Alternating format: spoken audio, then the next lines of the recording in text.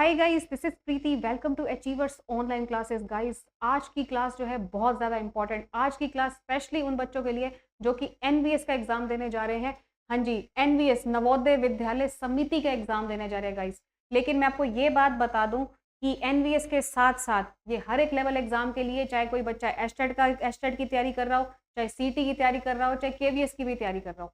Guys देखो, जो reasoning है ना, एक ऐसा टॉपिक है जिसमें जितने भी चैप्टर्स है वो सारे सेम ही रहते हैं हर एक एग्जाम के लिए। बस ऐसा होता है कि कोई भी हाई लेवल का एग्जाम होता है तो उसमें क्वेश्चन थोड़े से हाई चले जाते हैं, कुछ लो लेवल का होता है तो थोड़े से कम चले जाते हैं। ठीक है, बाय द वे सारा कुछ सेम रहता है। और ये जो एनवीएस का एग्जाम है बिल्कुल ही रियल है। ये देखिए, participant ID, name, test centre, test date, subject, ये देखो पीजीटी हिंदी, सारा कुछ जो है रियल में है। आपको इस जो भी मैं आपको जो पेपर करवाऊंगी, इससे आपको गाइज ये कवर होगा कि आपके एनवीएस में किस टाइप की रीजनिंग है, कि कितनी आसान, कितनी मुश्किल, क्या लेवल रहेगा। ठीक है, और एक बात मैं आपको और कवर कर दूं कि यहाँ पर कुछ फिक्स नहीं है कि कितने नंबर की रीजनिंग आएगी। 10 नंबर की आ सकती है, 15 की आ सकती है, 12 की आ सकती है।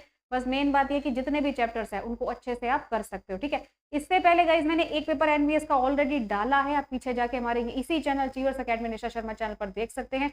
ये जो है मेरा नेक्स्ट पेपर है। इससे पहले मैंने टीजीटी हिंदी मैथ्स का पेपर डाला था। ये है आपका पीजीटी हिंदी का पेपर। ठीक है, तो आइए स्टार्ट कर लेते हैं आज का हमारा एनवीएस स्पेशल पेपर। देखिए गाइज, इसको मैं थोड़ा सा बड़ा कर देती हूँ ताकि अब सबको जो है अच्छे से दिखे। ये देखिए, यहाँ पर इन्होंने आंसर भी दिए हैं। जहां पर ये ग्रीन टिक लगा है ना, इसका मतलब इन्होंने साथ में आंसर्स भी दिया है। देखिए गाइज, मंदिर में प्रभु का परिचय देते हुए राकेश ने कहा, उनका बेटा मेरे बेटे का मामा है। गाइज एक बात तो आपको अच्छे से पता ही होगी कि मैंने जो है अपने तरह से, अपनी तरफ से जो ब्लड रिलेशन आपको कराया है, क्योंकि ये क्वेश्चन जो है ब्लड रिलेशन का है। ठीक है, मैंने अपनी तरफ से जो कराया है, आपको ट्रिक तो पता ही है मैंने किस तरीके से कराया है। ठीक है, बाय द वे मैं अपने इसी वीडियो के डिस्क्रिप्शन बॉक्स में लिंक शेयर कर दूंगी ब्लड रिलेशन का बेसिक्स। ठीक है, मैं क्या करती हूँ, मैं ऑलवेज जो भी मेल जेंडर होता है उसको ट्रायंगल से रिप्रेजेंट करती हूँ, और जो भी कहीं फीमेल जेंडर होता है उसको करती हूँ सर्किल से रिप्रेजेंट। इतना तो आप सबको पता ही होगा। लेकिन अब इस क्वेश्चन में क्या कह रहे हैं, क्वेश्चन में गाइज ये कह रहे हैं, मंदिर में प्रभु का परिचय देते हुए राकेश ने कहा। सबसे पहले जो पर्सन कह रहे हैं उस पर फोकस करो। राकेश ने क्या कहा है, उनका बेटा मेरे बेटे का मामा। उनका बेटा कौन, किसका बेटा, जो प्रभु का परिचय दिया जा रहा है उस प्रभु का बेटा। ठीक है, मेरे बेटे का मामा है, तो ये जो मेरा वर्ड है ये किसके लिए यूज है, राकेश के लिए हुआ है। तो मेरा नंबर 1, बेटा नंबर 2 और मामा नंबर 3। मतलब सबसे पहले आपने इस सेंटेंस को फिनिश करना है। यहाँ पर क्या होता है, ये अलग टाइप के क्वेश्चन हैं, ये पॉइंटिंग संकेत वाले क्वेश्चन है। ठीक है, ये देखो इसमें 2 सेंटेंस बन रहे हैं, तो दोनों की जो फिगर है ना बिल्कुल अलग अलग बनेगी। कैसे, मेरे बेटे का मामा, इसका मतलब राकेश ने कहा, ये मैं लेती हूँ राकेश। राकेश मतलब ये मेरा वर्ड राकेश के लिए यूज हुआ है। नंबर 1 राकेश कह रहा है मेरा बेटा, ये हो गया नंबर 2 बेटा। बेटे का मामा, बेटे का जो गाइस वो मामा है वो कब बनेगा, जब राकेश की एक वाइफ होगी। ये होगी राकेश की वाइफ, और जो उसकी वाइफ का जो भाई होगा, ब्रदर होगा, वही तो होगा राकेश के बेटे का मामा। ठीक है ना भाई, इसकी एक वाइफ होगी और वाइफ का जो भाई होगा वही तो होगा राकेश के बेटे का मामा। ऑफ कोर्स ही बात है, मेरा सेंटेंस किस पे खत्म हुआ है, नंबर 3 पे खत्म हुआ है ना, तो आपने इस नंबर 3 के ऊपर एक टिक लगा लेना बस। ठीक है, लगा लिया। अब हमें बनानी है दूसरी फिगर। देखो इन्होंने लिखा है उनका बेटा। अब बताओ किसका बेटा, प्रभु का परिचय दे रहा था ना, मतलब प्रभु का बेटा। इसका मतलब प्रभु जो है एक मेल जेंडर हो गया, ये हो गया प्रभु। ठीक है, प्रभु का बेटा, बेटा मतलब नीचे आएगा। अब बताओ, अब सेंटेंस किस पे खत्म हुआ, प्रभु के बेटे पे। मतलब मैंने दोनों ट्रायंगल्स के ऊपर गाइस टिक लगा लिया, एक यहाँ पर टिक लगा लिया, एक यहाँ पर टिक लगा लिया। इसका मतलब अगर मैंने इन दोनों पे टिक लगाया है तो क्यों ना मैं ये कहूँ कि ये दोनों ट्रायंगल सेम ही है, क्योंकि दोनों पे टिक लगा, अगर ये दोनों ट्रायंगल सेम है तो इस ट्रायंगल के ऊपर प्रभु लगा, तो क्यों ना मैं इस फिगर को मर्ज करने के लिए इसके ऊपर प्रभु लिख दूं।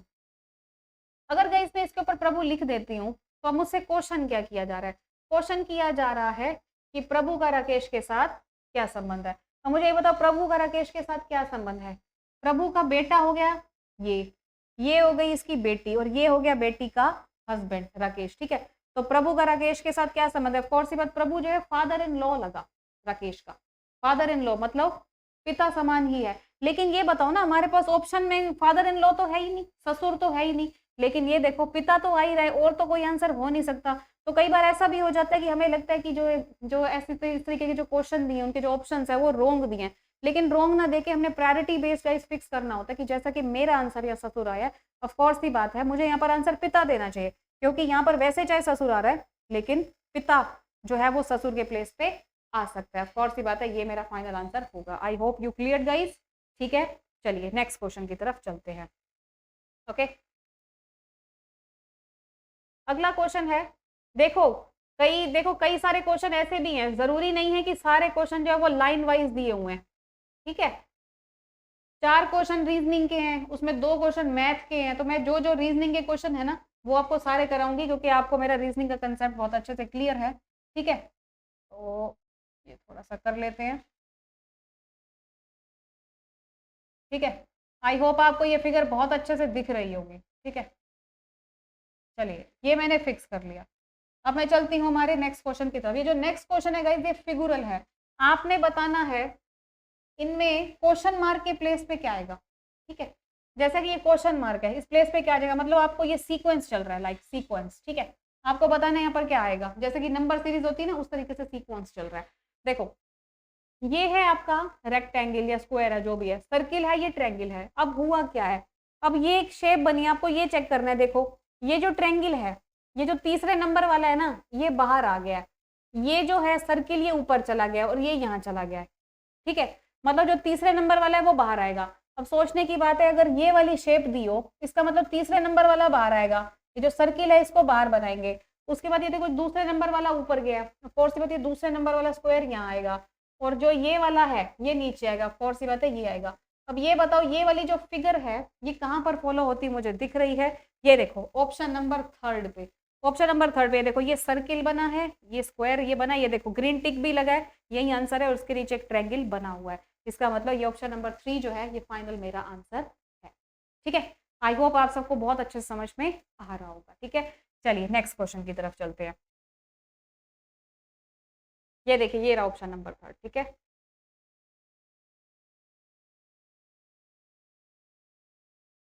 होप इसमें इतने ही क्वेश्चन थे। ओके, चलिए नेक्स्ट पे चलते हैं।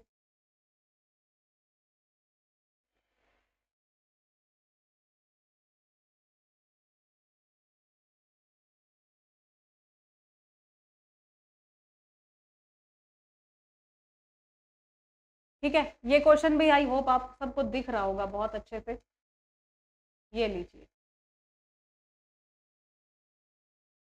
ये रहा आपके सामने क्वेश्चन। ठीक है, देखो इसमें क्या हो रहा है, इसमें ये जो फिगर्स है ना, आपने बताना है यहाँ पर भी जो नेक्स्ट फिगर है वो कैसी बनेगी। ठीक है, नेक्स्ट फिगर कैसी बनेगी। ऑफ कोर्स ही बात है, ये देखो मैं आपको पढ़कर दिखाती हूँ इसमें क्या लिखा है। इन्होंने लिखा है, नीचे दिए विकल्पों में से उस एक आकृति का चयन कर जो दी गई आकृति के प्रश्न की आकृति की श्रृंखला में अगले स्थान पर आएगा। तो आपको बताना है कि अगले स्थान पर मतलब यहाँ पर कौन आएगा, लाइक दिस। ठीक है, यहाँ पर कौन आएगा आपको ये बताना है। अब इस फिगर में हो क्या रहा है, पहले तो मैं आपको ये बताऊं। इन्होंने क्या किया, पहले ऐसे 2 टिक लगाए हैं, उसके बाद क्या किया, जैसे ये 2 टिक लगाए हैं ना, अब ये टिक ऐसे हो गई है, अब एक ऐसा सीधा हो गया है। ठीक है, उसके बाद क्या हुआ है, उसके बाद इन्होंने एक काम किया, ये 2 टिक ऐसे ही सेम ही जा रहे हैं। उसके बाद नेक्स्ट में क्या हुआ, ये जो दोनों वाले हैं ये इधर चले गए हैं और एक यहाँ पे एक्सिस लग गया है। फिर इन्होंने जो नेक्स्ट वाला बनाया है, फिर इन्होंने क्या किया है, इन दोनों को जो है ये दोनों नीचे ही हैं।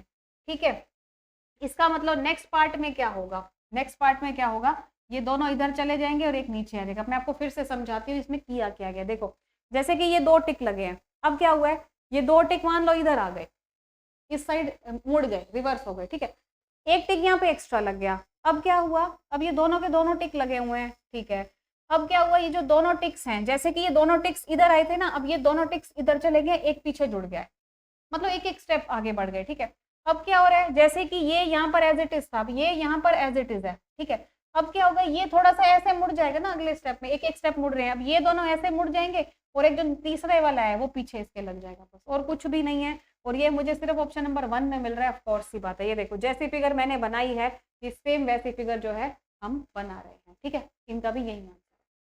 ठीक है, तो कोई दिक्कत नहीं है, फिगुरल भी हो जाते हैं, थोड़ा सा समझना पड़ता है और कुछ भी नहीं है। ठीक है, सारे क्वेश्चन सेम है। चलिए नेक्स्ट क्वेश्चन की तरफ चलते हैं। नेक्स्ट क्वेश्चन है, ये तो बहुत ही आसान है। निम्नलिखित के लिए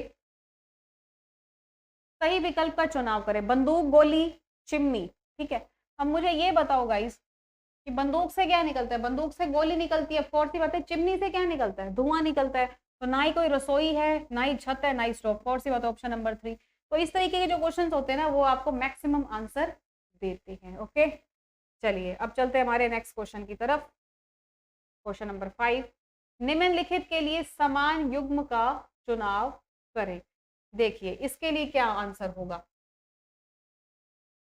देखो यहाँ लिखा है 225, आप सबको पता है 225 15 का स्क्वायर है, और उसके बाद क्या दिया है 16, मतलब जिसका स्क्वायर है, जिस भी नंबर का स्क्वायर है उससे एक ज्यादा अगली बार दिया है। ऑफ कोर्स सी बात है, आप ये देख सकते हो कि इसमें से ऐसा कौन सा ऑप्शन है जिसका जो स्क्वायर है उससे ज्यादा दिया। ऑफ कोर्स सी बात है, मुझे कैसा ऑप्शन मिल रहा है 256, 256 मतलब 16 का स्क्वायर है, ठीक है, और उससे एक ज्यादा में 17 आता है, तो ये फोर्थ ऑप्शन फॉलो हो रहा है। अगर ना समझ में आए मैं फिर से बताती हूँ, जैसा कि ये 15 है तो यहाँ 14 का स्क्वायर होना चाहिए था 196, जो कि नहीं है। अगर ये 18 है तो यहाँ 18 का ही स्क्वायर दिया, गलत है। अगर ये 13 है, ठीक है, तो इससे पहले 12 का स्क्वायर 144 देना दिया होना चाहिए। अगर ये 17 है तो इससे पहले 16 का स्क्वायर 256 दिया गया है, जो कि मेरा परफेक्टली फॉलो हो रहा है। ठीक है, अगर आपने एनालॉजी का चैप्टर देखना हो ना, इस तरीके के क्वेश्चंस देखने हो, स्क्वायर क्यूब को बना कैसे करते हैं, इसकी ट्रिक क्या है, ठीक है, तो आप मेरा चैनल रीजनिंग शॉप के नाम से है, ठीक है, उसे ज्वाइन कर सकते हो, सब्सक्राइब कर सकते हो। ठीक है, ये मेरा अपना चैनल है, मैंने इस पे रीजनिंग पढ़ाई है बहुत अच्छे से, मैथ्स पढ़ाई है, और जो भी एचटेट का प्रैक्टिस सॉल्यूशन है वो मैं रोज कराती हूँ। ठीक है, एचटेट का जो भी प्रैक्टिस सेट होता है ना, जो भी पेपर एचटेट 2022 का मैं रोज कराती हूँ, आप उसको ज्वाइन कर सकते हैं। ठीक है, और जो भी जॉब अपडेट्स होती है सारा कुछ डालती है, मेरा अपना चैनल है, सब्सक्राइब कर सकते हैं। ठीक है, तो ये है आपका आंसर ऑप्शन नंबर 4। ठीक है, चलिए चलते हैं हमारे नेक्स्ट क्वेश्चन की तरफ।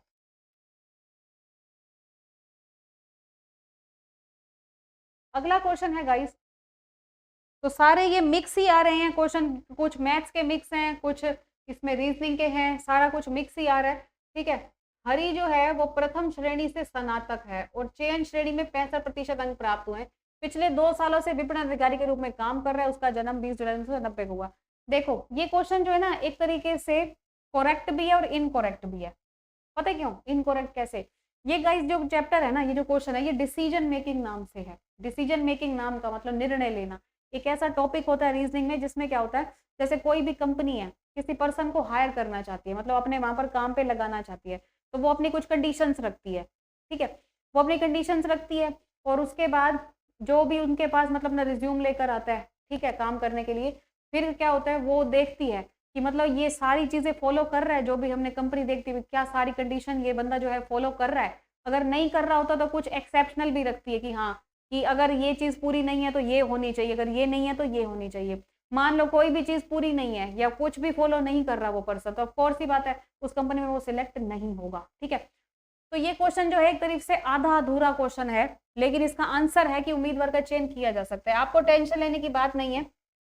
ठीक है, ये क्वेश्चन आधा अधूरा है, मैं बता दूं क्या होता है। ऊपर एक पैराग्राफ दिया होता है जिसपे बोला जाता है कि हाँ कंपनी को ये चीज चाहिए, और उसके बाद इस पर्सन के बीच में ये चीज है। जैसे लिखा है ना कि हरि प्रथम श्रेणी में स्नातक है, चयन परीक्षा में 65 अंक प्राप्त किए, 2 सालों से विपणन अधिकारी के रूप में काम कर रहा है, जन्म 1890 को हुआ। तो इस तरीके से जो भी क्वेश्चन है, जो भी लिखा जाता है, कंपनी से मैच किया जाता है कि फॉलो कर रहा है, लेकिन इन्होंने ऐसा कुछ लिखा ही नहीं है, इसी वजह से इनका जो एक्सेप्शनल आंसर है उन्होंने दे दिया, उम्मीदवार का चयन किया जाना चाहिए। ठीक है, अदरवाइज इसके ऊपर एक पैराग्राफ होता है, तो कोई दिक्कत नहीं है, आप इसको ऑप्शन नंबर 4 दे सकते हो। ठीक है, चलिए अगला क्वेश्चन, नीचे दिए गए विकल्पों में से उस विकल्प का चुनाव करें जो नीचे दी गई 3 संख्याओं से सबसे भिन्न है। ठीक है, यहाँ लिखा है 343, 1331, 2197। देखो 343 क्या है 7 का क्यूब, और ये क्या है 11 का क्यूब, और ये किसका क्यूब है 13 का। क्वेश्चन में क्या पूछा है, इन्होंने क्वेश्चन पूछा है कि उसमें से बेहतर वाला विवरण बताएं। क्या ये सभी संख्याओं का वर्गमूल है, अब आप खुद देख सकते हो ये जितनी संख्या है, कोई वर्गमूल क्या होता है 2 रूट वाला। ठीक है, रूट तो है नहीं। उसके बाद लिखे क्या ये सभी संख्या प्राकृत संख्याएं हैं, नहीं। क्या ये सभी संख्या विषम संख्याओं का घन है, विषम संख्याओं का ही घन है, देखा जाए तो प्राइम नंबर्स भी है, भाज्य संख्याओं का घन भी है। ठीक है, विषम संख्याओं का घन है, बिल्कुल सही। क्या ये सभी संख्या विषम संख्याओं का वर्ग है, नहीं। तो ऑप्शन नंबर 3 जो है वो मुझे यहाँ पर सेटिस्फाई होता दिख रहा है। ठीक है, आई होप आपको समझ पे आ रहा होगा क्वेश्चन। ओके, उसके बाद चलते हैं गाइस हमारे नेक्स्ट क्वेश्चन की तरफ। ठीक है, जितना फास्ट हो सकता है मैं करवा रही हूँ। ठीक है, होपफुली देख लेना कुछ रह ना जाए इसमें। क्योंकि यहाँ पर मैथ्स और रीजनिंग के मिक्स क्वेश्चन है, तो रीजनिंग के सिलेक्ट कर रही हूँ। नीचे दिए विकल्पों में से उस विकल्प का चुनाव करें जो नीचे दिए 3 शब्दों का बेहतर विवरण है। देखो, मछली घर, पक्षीशाला और मधुमक्षिका और पालनगृह। मुझे ये बताओ, ये सारे कहाँ है? क्या ये शब्द उपकरणों से संबंधित है? नहीं। क्या ये सभी जो शब्द है ये मछलियों से संबंधित है? नहीं। देखा जाए तो पक्षीशाला में मछली थोड़ी ना आती है, ठीक है। फिर उसके बाद मैं अगला देखती हूँ। अगले में गाइज ये लिखा है, क्या ये जितने भी शब्द है जानवरों को रखने की जगह से संबंधित है? हाँ बिल्कुल, जिसके बीच में पक्षी भी आते हैं, जिसके बीच में मछली भी आती है, ऑफ कोर्स सी बात है। या ऑप्शन नंबर जो 3 है ना, वो मुझे परफेक्टली सेटिस्फाई होता दिख रहा है। तो इसका मतलब आप यहाँ पर ऑप्शन नंबर 3 जो आपका आंसर दे सकते हैं, ठीक है। अब देखो, जैसे ये क्वेश्चन है, ठीक है। अब ये जो है मैथ्स का क्वेश्चन है, ऑफ कोर्स सी बात है, मिक्सचर एलिगेशन का क्वेश्चन है। बाद में आपको करा सकती हूँ, लेकिन आपको बेसिक से मैंने इसका कंसेप्ट क्लियर नहीं कराया, ठीक है, क्योंकि मैं आपको रीजनिंग पढ़ाती हूँ, ऑफ कोर्स सी बात है, ठीक है। तो अगले क्वेश्चन पे चलते हैं। निम्नलिखित शब्दों में से विषम जो है, विषम अलग विकल्प को छांटे, ठीक है। अब ये देखो, ये आपके सामने क्वेश्चन दिए, इसको कैसे करोगे? जैसे कि MLJ है, ऑफ कोर्स सी बात है, M नंबर 13 पे होता है, L नंबर 12 पे होता है, J नंबर 10 में होता है। मतलब यहाँ क्या हो रहा है, -1 हो रहा है और माइनस में 2 हो रहा है, ठीक है। -1 -2 सीक्वेंस देखो किस में फॉलो हो रहा है। जैसे Z 26 है, X 24 है, V 22 है, तो यहाँ क्या हो रहा है, -2 हो रहा है, -2 हो रहा है। उसके बाद G 7 है, E 5 है, C 3 है, तो यहाँ क्या हो रहा है, -2 -2। इसी वजह से पहला ही ऑप्शन है, ये देखो, ये 20 है, ये 18 है, ये 16 है, यहाँ पर भी -2 -2 हो रहा है। फॉर सी बात है, फर्स्ट ऑप्शन आंसर है, क्योंकि सब में -2 हो रहा है और इसमें -1 और -2 हो रहा है, ठीक है। समझ में आ क्या? अब एक बार फिर से देख लेते हैं कि कोई ऐसे क्वेश्चंस हैं जो कि हमारे रह चुके हैं। हाँ, एक क्वेश्चन हमें जो है फटाफट में मैं देख रही हूँ। ये देखो, दिए गए विकल्प में से उस विकल्प का चुनाव करें जो दी गई आकृति की दर्पण छवि है, ठीक है। अब ऑफ कोर्स सी बात है, दर्पण छवि आपको मैंने बताया हुआ है, दर्पण मिरर इमेज बतानी है गाइस, ठीक है। ये जो फिगर आपके सामने दी है, इसकी मिरर इमेज आपको बतानी है, ठीक है। ये देखो, ये आपके सामने स्टेटमेंट में मिरर इमेज गिवन है, इसकी आपको मिरर इमेज बनाकर दिखानी है। इसकी क्या बनेगी? ऑफ कोर्स सी बात है, कुछ ऐसा ही तो बनेगा। ये ऐसे बॉक्स बनेगा, ये देखो इधर जा रहा है तो ये इधर हो जाएगा। उसी तरीके से अब देख लो, एक बार ऑप्शन चेक कर लेते हैं, उससे थोड़ा और ज्यादा क्लियर। देखो, लाइन तो ऐसी जानी चाहिए, होपफुली ये नेक्स्ट पेज पे है तो वहां से हमें क्लियर हो जाएगा। अब ये वाली लाइन कहाँ जा रही है? देखो, मैंने लाइन कैसे बनाई है, मैंने ये वाली लाइन इधर तो ऐसे बनाई है, तो ऐसे वाली लाइन कहाँ फॉलो हो रही है? देखो, ऐसे वाली लाइन सिर्फ मुझे ऑप्शन नंबर 2 में मिल रही है। ऑफ कोर्स सी बात है, कई बार ऐसा होता है ना कि हमें सारा कुछ देखने की जरूरत ही नहीं पड़ती, हम एग्जैक्ट ही बता देते हैं, ठीक है। जैसा कि दोनों के बीच में ऐसी लाइंस बन रही है, सिर्फ यही है, बाकी कुछ चेक करने की भी जरूरत नहीं है, बाकी मर्जी आपकी है, ठीक है। ये देखो, मैं आपको पूरा ओपनली बना दिखाती हूँ खोल कर। ये देखो, ये जो ऑप्शन नंबर 2 है ना, ये मुझे बिल्कुल सेटिस्फाई होता है, यहाँ पर दिख रहा है, ओके, तो कोई दिक्कत नहीं है। चलो, उसके बाद अगला क्वेश्चन देख लेते हैं, बीच में मैथ्स वाले जो है वो छोड़ देते हैं।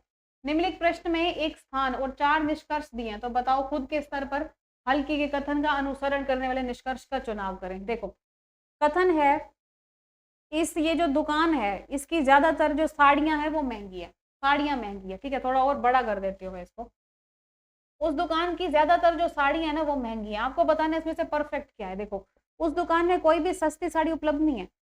अब ये बताओ, एक बार सोचो कि उस दुकान की सारी साड़ियां महंगी है, क्या ऐसे कह सकते कि उस दुकान की साड़ियां जो है वो सस्ती नहीं है? कोई भी सस्ती नहीं है, ऐसी तो कोई बात नहीं है, ठीक है। उसके बाद लिखा है उस दुकान में मौजूद हैंडलूम की साड़ियां सस्ती हैं, ऐसा भी कुछ नहीं है, अपने आप बना लिया।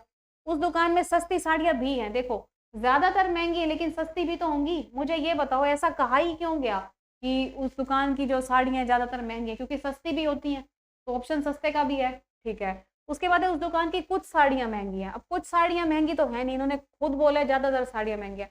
ऑफ कोर्स ही बात है, यहाँ पर मेरा आंसर कौन सा होगा? ऑप्शन नंबर 3, जो कि मुझे यहाँ परफेक्ट लग रहा है, बिल्कुल, ठीक है, बिल्कुल परफेक्ट लग रहा है। तो ऑप्शन नंबर 3, ये देखो, केवल थर्ड जो तीसरा निष्कर्ष जो है वही अनुसरण करता है, ठीक है। अब देखो कैसे कैसे क्वेश्चन थे, जरूरी नहीं है कि 10 क्वेश्चन ही हो। ये देखो, अब ये उसके बाद जो है ये जनरल अवेयरनेस शुरू हो गई है, ब्लॉक पर्वत कब बनते हैं, ठीक है। इसका मतलब ये जितना भी पार्ट है वो हमने कंप्लीट कर लिया है, ओके गाइस।